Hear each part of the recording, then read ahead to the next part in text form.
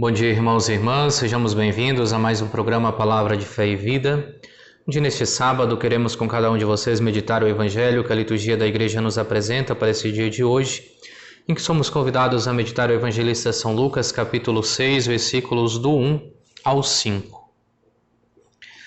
Num sábado, Jesus estava passando pelas plantações de trigo e os discípulos arrancavam as espigas, debulhavam e comiam.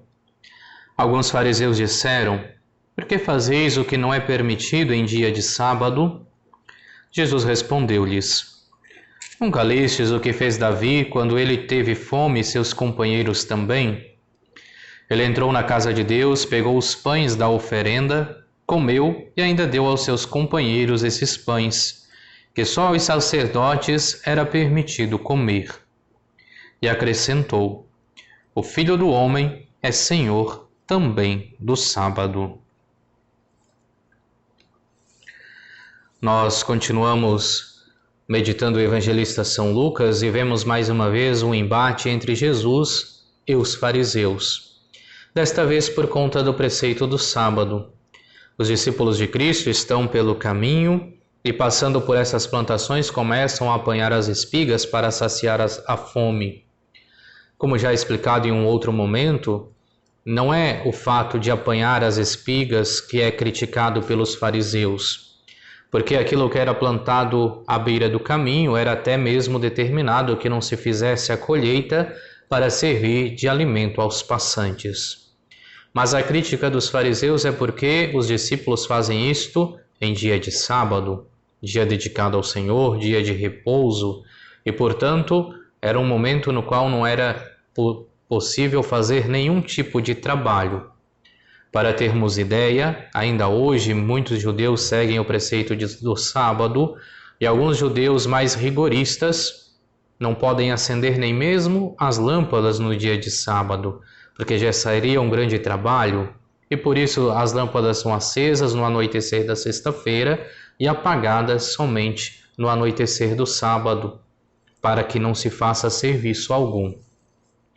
No entanto, Jesus vem recordar esta história de Davi que toma dos pães oferecidos ao Senhor, pães que eram oferecidos semanalmente no altar e que poderiam ser consumidos somente pelos sacerdotes, porque a oferenda é entregue ao Senhor, e come deles para poder se alimentar. E faz esta comparação que se o preceito ritual do templo pode ser quebrado, tanto mais o preceito do sábado. Porque o Senhor, Jesus, é Senhor também do sábado. Na realidade, não é que Cristo queira fazer de nós um bando de rebeldes e que agora não iremos então seguir os ensinamentos do Evangelho, os ensinamentos da Igreja, mas quer recordar que acima de tudo deve estar a dignidade humana. Acima de tudo deve estar o cuidado pelo outro. A crítica dos fariseus não é porque se alimentam, mas é porque apanham as espigas no dia de sábado. Para eles seria mais importante cumprir o preceito do sábado do que saciar a fome. É disso que Jesus vem nos alertar também a nós. Às vezes nós nos importamos sim com a participação da missa, e devemos nos importamos com as nossas orações, mas nos esquecemos do nosso irmão. Nos esquecemos do necessitado, nos esquecemos que muitas vezes temos irmãos e irmãs que vivem na indignidade. É isso que Cristo vem alertar. Mais importante do que cumprirmos preceitos rituais é o cuidado pelo outro, é o amor pelo outro. Por isso, mais importante do que cumprir o dia e o preceito do sábado naquele momento é que os discípulos possam saciar a sua fome, possam saciar as suas necessidades naquele momento. E do mesmo modo, nós, enquanto cristãos, somos chamados então a ir ao encontro de todos aqueles que necessitam, ajudando-os, dando-lhe o necessário alimento e recordando que a dignidade humana deve estar sempre acima de todo preceito, deve estar acima sempre de toda convicção que nós possamos ter. Porque o Evangelho ele vai nos ensinar ultimamente a olharmos o outro como o nosso irmão, como filho do mesmo Pai, como filhos de Deus.